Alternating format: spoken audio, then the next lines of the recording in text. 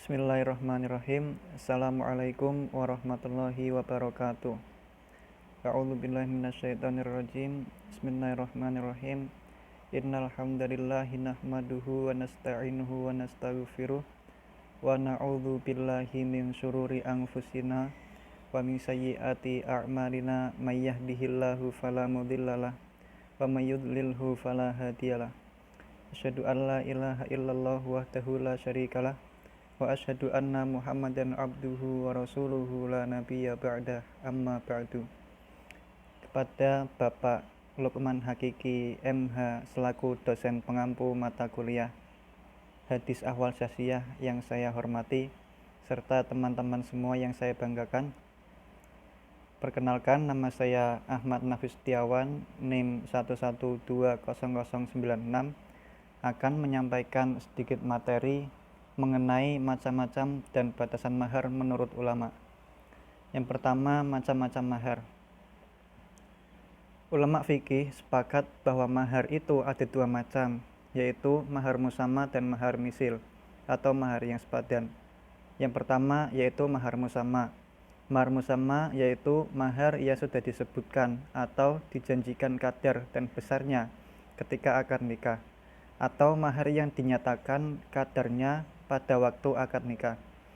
Ulama fikih sepakat bahwa dalam pelaksanaannya mahar musamma harus diberikan secara penuh apabila memenuhi dua kriteria. Yang pertama yaitu telah bercampur atau bersenggama. Tentang hal ini Allah Subhanahu wa taala berfirman dalam Quran surat An-Nisa ayat 20. Yang kedua yaitu salah satu dari suami atau istri meninggal. Demikian menurut ijma.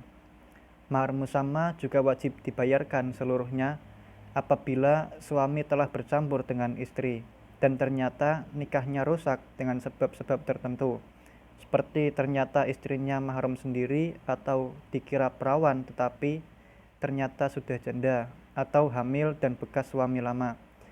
Akan tetapi, kalau istri dicerai sebelum bercampur, hanya wajib dibayar setengahnya, berdasarkan firman Allah Subhanahu wa taala Quran surat Al-Baqarah ayat 237. Yang kedua yaitu mahar misil atau sepadan. Mahar misil yaitu mahar yang tidak disebutkan besarnya kadar pada saat sebelum atau ketika terjadi pernikahan. Atau dengan kata lain, mahar yang diukur sepadan dengan mahar yang pernah diterima oleh keluarga terdekat agak jauh dari tetangga sekitarnya, dengan mengingat status sosial, kecantikan, dan sebagainya. Bila terjadi demikian, maka mahar itu mengikuti mahar saudara perempuan pengantin wanita, yaitu bibi, bude, anak perempuan bibi. Apabila tidak ada, maka mahar misil itu beralih dengan ukuran wanita yang lain yang sederajat dengan dia. Mahar misil juga terjadi di dalam keadaan sebagai berikut.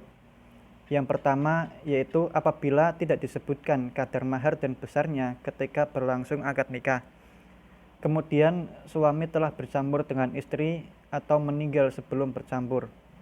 Jika mahar musamma belum dibayar, sedangkan suaminya telah bercampur dengan istri dan ternyata nikahnya tidak sah, nikah yang disebutkan dan tidak ditetapkan maharnya disebut dengan nikah tafwid.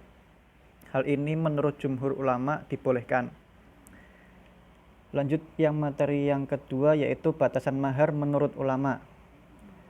Menurut mazhab Hanafi, hal ini tidak ada perselisihan. Untuk ukuran minimal mahar menurut Abu Hanifah adalah 10 dirham. Jika lelaki menikah dengan mahar berupa benda yang dapat diukur atau ditimbang atau dihitung, sedangkan harganya pada waktu akad setara dengan 10 dirham atau lebih, kemudian harganya berkurang di bawah 10 dirham sebelum diserahkan, maka perempuan tidak memiliki hak untuk menuntut lebih, karena yang dianggap adalah harga di saat akad. Adapun jika lelaki menikah dengan mahar benda yang harganya setara dengan 8 dirham di saat akad nikah, maka perempuan menuntutlah dua sisanya meski harga di saat penyerahan naik menjadi 10 dirham. Yang kedua menurut Imam Malik.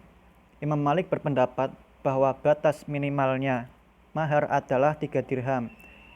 Metode istimbat yang digunakan oleh Imam Malik adalah menganalogikan mahar dengan hukum potong tangan dalam masalah syarikoh. Sedangkan kalau mahar kurang dari 3 dirham, akarnya tetap sah. Tetapi jika suami telah dukhul, maka wajib menyempurnakan 3 dirham. Apabila belum terjadi interaksi fisik, suami dapat memilih antara memenuhi mahar hingga batas minimal, yaitu 3 dirham, atau menggugurkan akad dan harus menanggung 1/2 mahar yang disebutkan. Imam Malik menetapkan 3 dirham dilihat di lingkungan dan kondisi masyarakat Madinah, di mana masyarakatnya sudah sejahtera. Rasanya tidak berat bagi mempelai laki-laki untuk membayar 3 dirham. Yang ketiga, menurut madhab Syafi'i. Menurut madhab Syafi'i, batasan minimal mahar adalah sedikitnya yang dipandang harta oleh manusia, atau setiap barang yang boleh diperjualbelikan. Mahar berupa jasa atau manfaat juga diperbolehkan. Metode istimbat yang digunakan oleh Imam Syafi'i adalah dengan melakukan pengkajian terhadap hadis riwayat Bukhari dari Qutaibah. Menurut Imam Syafi'i, bila kurang dari batas minimal, maka pernikahan hukumnya sah, tetapi harus membayar mahar misil. Imam Syafi'i menetapkan tidak ada batasan pembayaran mahar, asal barang tersebut mempunyai nilai jual dengan alasan waktu itu lingkungan di masyarakat Mesir yang miskin, di bawah garis kemiskinan.